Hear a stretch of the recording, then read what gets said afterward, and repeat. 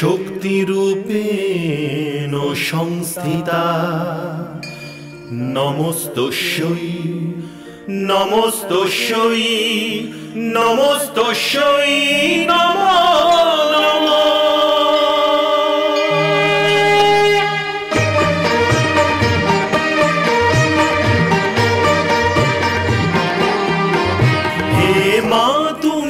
ভবতারিণী লক্ষ যজ্ঞ বিনাশিনী, হে মা তুমি ভবতারিণী, হে লক্ষ যজ্ঞ বিনাশিনী, হে সর্বমন্ত্রময়ী মা তুমি সর্বদানব ঘাতিনী, হে সর্বমন্ত্রময়ী মা তুমি সর্বদানব ঘাতিনী, হে তারিণী হে তারিণী নারায়ণী নারায়ণী শক্তি তুমি শূলধারিণী শূলধারিণী।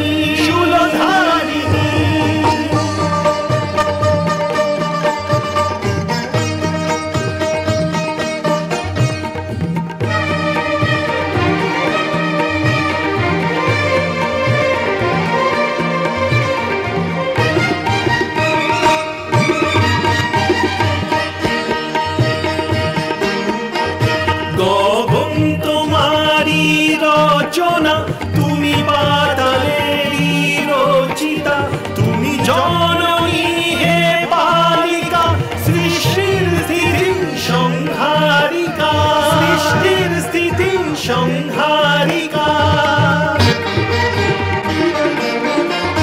ঘন শ্যামল রঘুপতিতে বিলীন তোমারি কল্পনা, শূন্য তুমি পূর্ণ মা হে জগদ্ধাত্রী কালিকা, কাটায়নী সুরবর্ষিণী তুমি মহিষাসুর মর্দিনী, হে তারিণী নারায়ণী নারায়ণী শক্তি তুমি শূলধারিণী শূলধারিণী।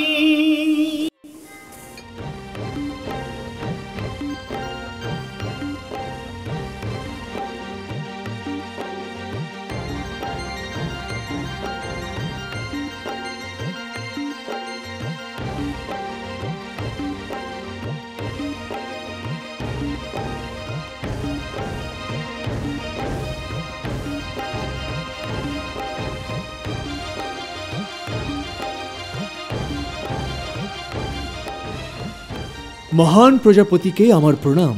আমি আপনার প্রণাম গ্রহণ করতে চাই না। আমি দুঃখিত যে আসতে বিলম্ব হল, যে কারণে আপনি ক্রুদ্ধ। আমি ক্ষমা প্রার্থী। আপনি জ্যেষ্ঠ প্রজাপতি আছেন, মানবের কল্যাণের হেতু এসেছেন, দয়া করে আমার প্রণাম গ্রহণ করুন। আমি তো কাশীনগরীকে পণ্ডিতের নগর বলেই মনে করতাম। আমি জানতাম না যে ষাঁড়ের পিঠে চড়ে চলে যাওয়া, শরীরে ছাই মাখা, বাঘ ছাল গায়ে দেওয়া, সাপের মালা পরা একজন মানুষ কাশীবাসীদের এত পূজনীয়, এত শ্রদ্ধেয়, যার আসা মাত্র সবাই অধ্যক্ষকে অসম্মান করে তোমার দিকে দৌড়ে যাবে। হে প্রজাপতি, আমি আমার সবকিছু মানব কল্যাণের জন্য সমর্পণ করার সিদ্ধান্ত নিয়েছি। আমার পোশাকের দিকে মন দেবেন না। রূপে কি আসে যায়? রূপ তো বাহ্যিক প্রদর্শন। মানুষের আসল পরিচয় তো তার আচার বিচার এবং ব্যবহারে লুকিয়ে থাকে।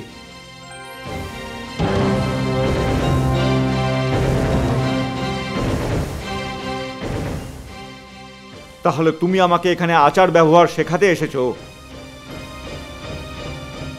আমি দেখছি যেমন তোমার বেশভূষা, যেমন তোমার রূপ, তোমার ব্যবহারও ঠিক সেরকমই।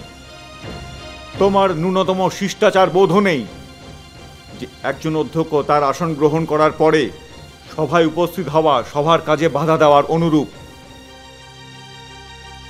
আমার অপরাধ ক্ষমা করবেন হে প্রজাপতি।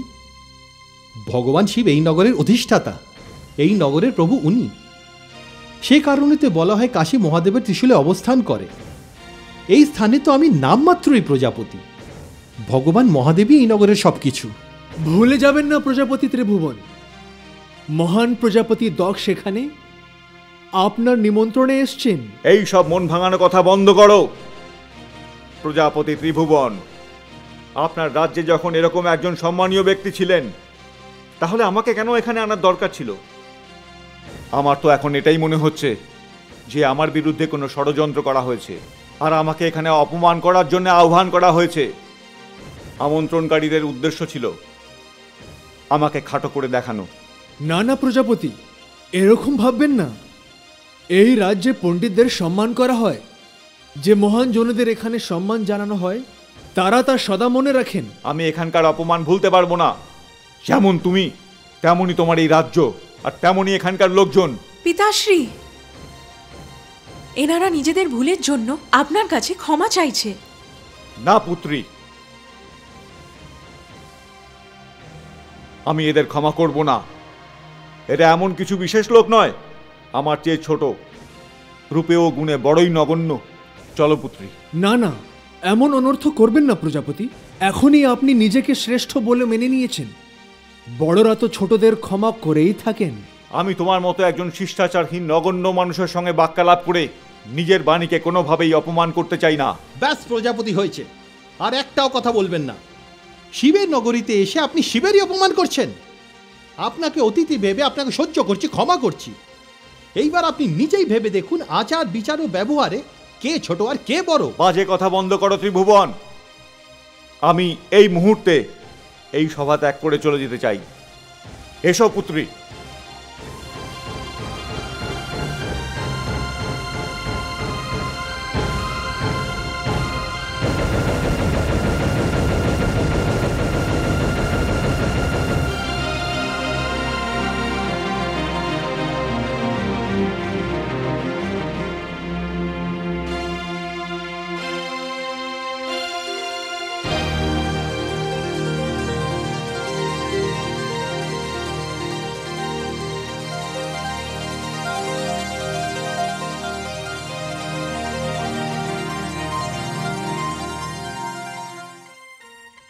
শক্তিকে শিবের প্রণাম।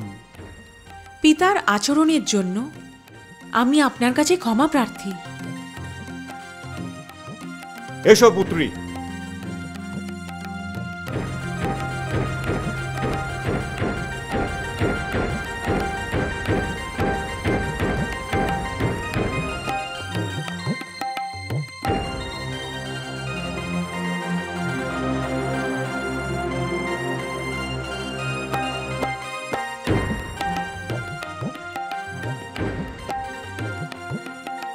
আমাকে ক্ষমা করবেন প্রভু। এতে ক্ষমার কি আছে? এতে আপনার কি দোষ? প্রজাপতি দক্ষকেও আমি দোষী বলছি না। এখানে যদি কারোর দোষ থাকে তো সে আমার। আমি এই রূপ বিসর্জন দিতে পারি না। আমার কাছে যদি ব্যবহার না থাকে আমি কি করব? ধন্য আপনি প্রভু, কত সোজা আপনি। তাই আপনি শিব। হে মহাদেব, উপস্থিত পণ্ডিতেরা এই বিষয়ে দুঃখী যে আজকের বিষয়ের ওপর তারা অধ্যক্ষের মতামত জানতে পারলেন না। দুর্ভাগ্য এই যে উনি চলে গেলেন, কিন্তু আপনি তো আছেন প্রভু। হ্যাঁ, এই বিষয় তো রয়ে গেল। এই সভার উদ্দেশ্য পূর্ণ হলো না। হে প্রভু, অধ্যক্ষের মতামত তো জানা গেল না। দয়া করে এই বিষয়ে আপনি নিজের মত দিন। উপস্থিত সমস্ত লোকেদের আশা যে তারা আপনার কথা শুনতে পাবে।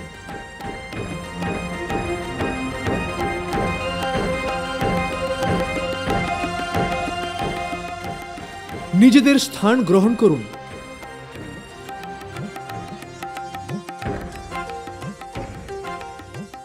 আজকের বিষয় হচ্ছে নারী, নারী শক্তি।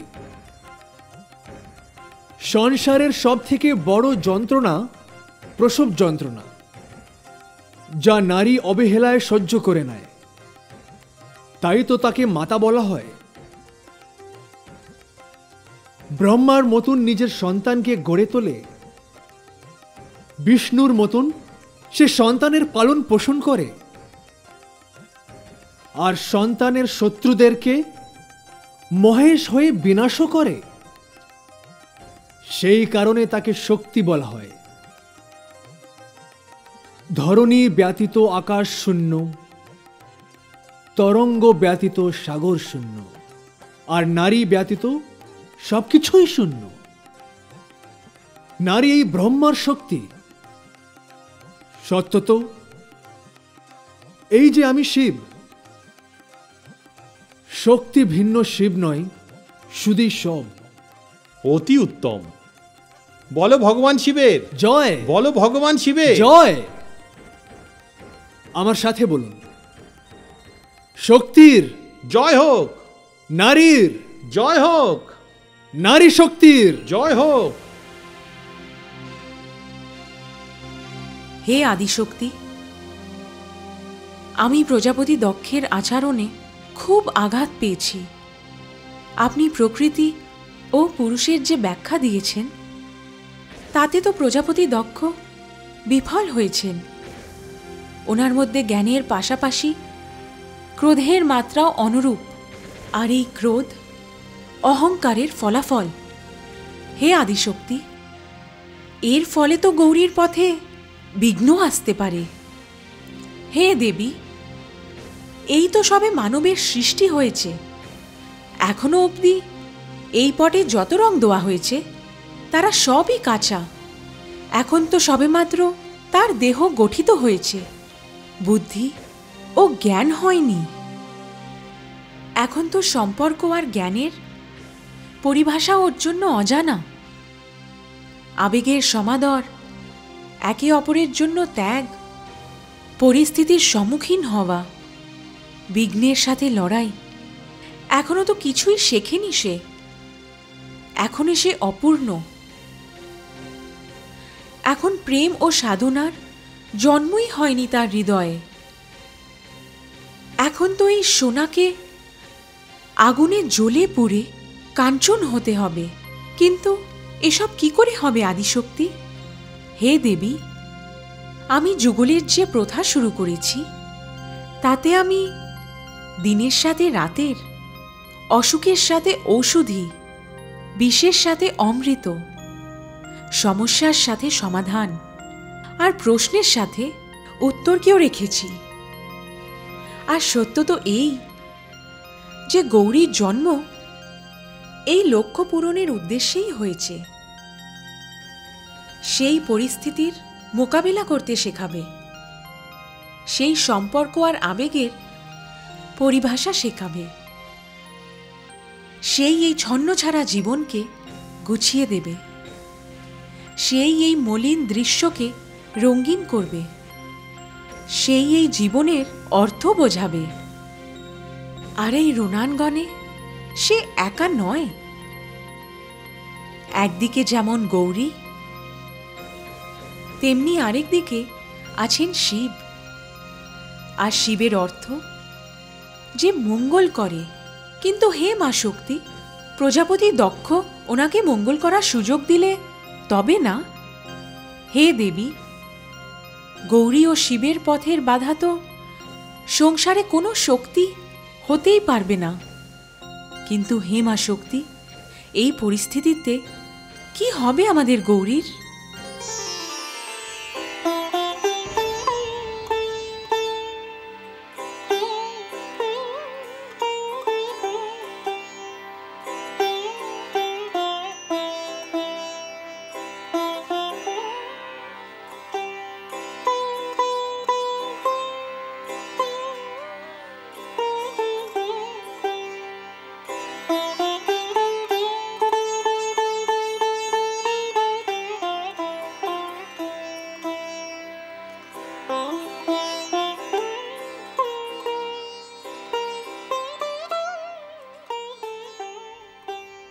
মহান প্রজাপতিকে আমার প্রণাম। আমি দুঃখিত যে আসতে বিলম্ব হলো, যে কারণে আপনি ক্রুদ্ধ। আমি ক্ষমা প্রার্থী।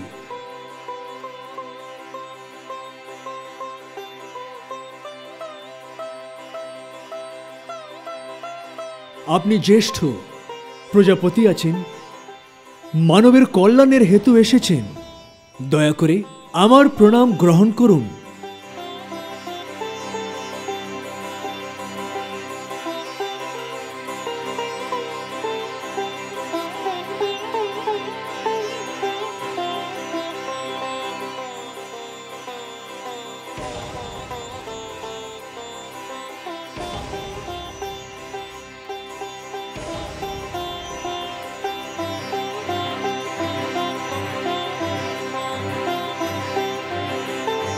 শক্তিকে শিবের প্রণাম।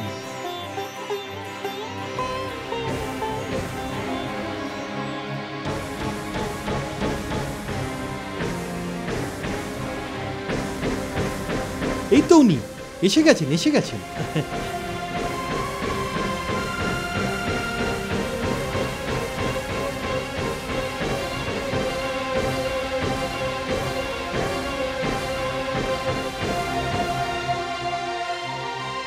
আমার পোশাকের দিকে মন দেবেন না। রূপে কি আসে যায়? রূপ তো বাহ্যিক প্রদর্শন। মানুষের আসল পরিচয় তো তার আচার, বিচার এবং ব্যবহারে লুকিয়ে থাকে।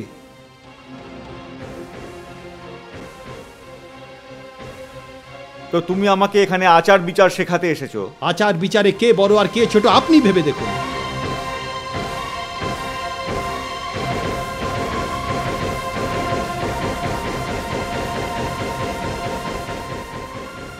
ব্যাস প্রজাপতি হয়েছে, আর একটাও কথা বলবেন না। আপনি শিবের নগরে এসে শিবকে অপমান করছেন।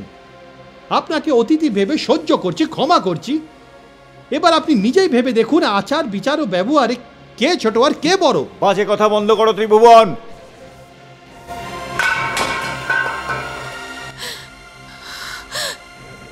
এ কেমন আওয়াজ হলো?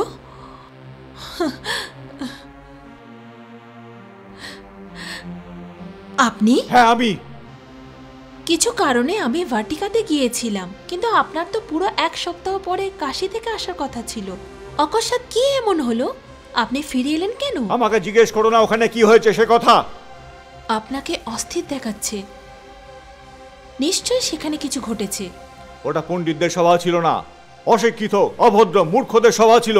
এ আপনি কি বলছেন পতিদেব? হ্যাঁ, শিবের মতো একটা অসভ্য অভদ্র নগণ্য ব্যক্তিকে ওখানে প্রধান অতিথি করা হয়েছিল। এরকম একজনকে কাশীবাসী নিজেদের পূজনীয় মনে করে। ওদের মূর্খ ছাড়া কি বলা যায়? আমার জীবনে আমি এরকম খাপ ছাড়া মানুষ আগে কখনো কোথাও দেখিনি। কিন্তু কি হয়েছিল সেখানে? ওনাদের নিমন্ত্রণ স্বীকার করে আমি ভুল করেছিলাম, আর সেই ভুলের প্রায়শ্চিত্ত করতে হলো আমাকে। ওরা ওখানে আমাকে ডেকে আমার অপমান করেছে, ঘোর অপমান। এই অপমান আমি সারা জীবনেও ভুলতে পারবো না। দেবী, এই ব্যাপারে আমি আর কোনো একটা কথাও বলতে চাই না। আমি একা থাকতে চাই, আমাকে একা থাকতে দাও।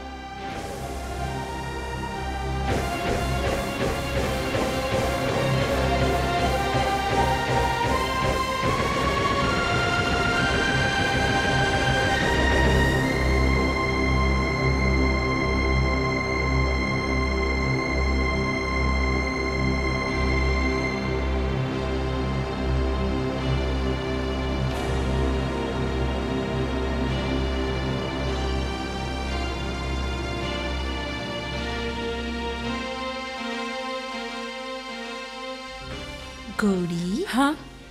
কি ব্যাপার? কিছু চিন্তা করছিলে? না না মাতাশ্রী।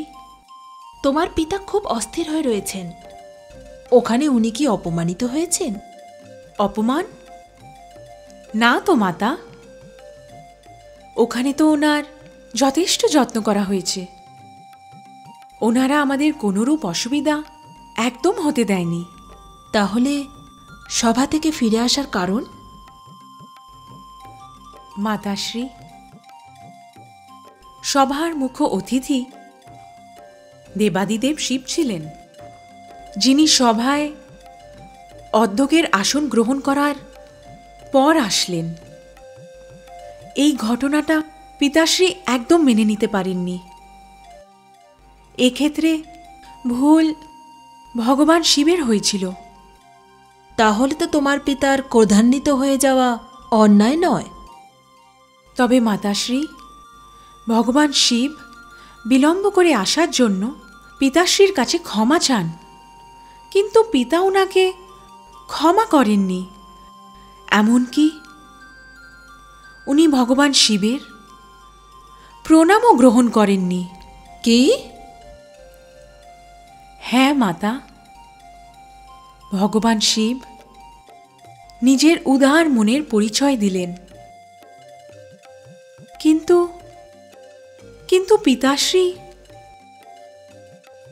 নিজের মনের উদারতার পরিচয় দিলেন না। উনি বারবার ভগবান শিবের অপমান করলেন। তবে মাতাশ্রী, ভগবান শিবের সরলতা, ওনার কোমলতা আর মুখজোড়া শিশুর হাসি অভিব্যক্তি দেখতেই থেকে গেলাম। এত অপমান সহ্য করার পরও উনি একদম ক্রুদ্ধ হলেন না। ওনার অস্থির হাসি মলিন হল না। ওনার সেই মনোহর রূপ দেখে আমি তো বিভোর হয়ে গেলাম। ওনার সমীপে আমার মাথা ঝুঁকে গেল মাতা। তাই? হ্যাঁ মাতাশ্রী, ঠিক এরকমই, ঠিক এমনটাই হয়েছিল। ভগবান শিবের ব্যক্তিত্বকে দেখে আমি জানলাম যে শিবমে সত্যম ও সুন্দরমের মিলন কেমন হয়। মাতাশ্রী, আমার তো বোধগম্য হচ্ছে না মাতা,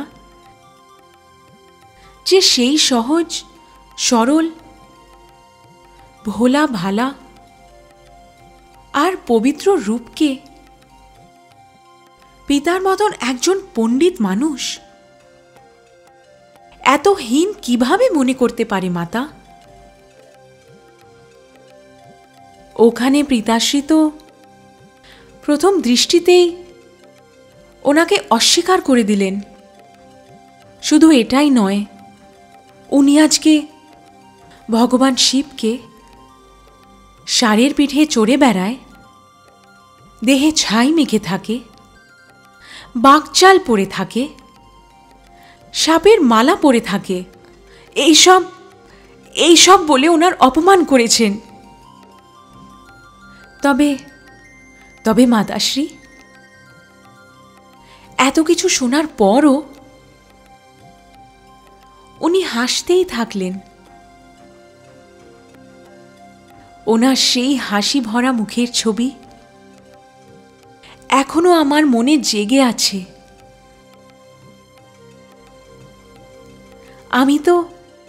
আমি তো পিতার দিক থেকে ওনার কাছে ক্ষমাও চেয়েছি, কিন্তু কেন জানি না আমার মনে হয় যে আমার ক্ষমা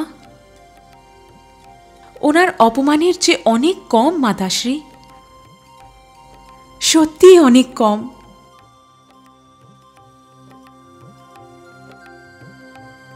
হে ঈশ্বর, এ তুমি কি করলে? কাশী থেকে যার জন্য তিনি মনে এত ঘৃণা নিয়ে এলেন, তারই জন্য কন্যার মনে এত প্রেমের উদ্রেক হয়েছে। পিতা ও পুত্রী উভয়ই জেদি। না জানি কি হবে যদি দুজনের জেদের মধ্যে সংঘর্ষ হয়, তাহলে কি যে হবে। আমার গৌরীকে রক্ষা করুন ঈশ্বর, রক্ষা করুন।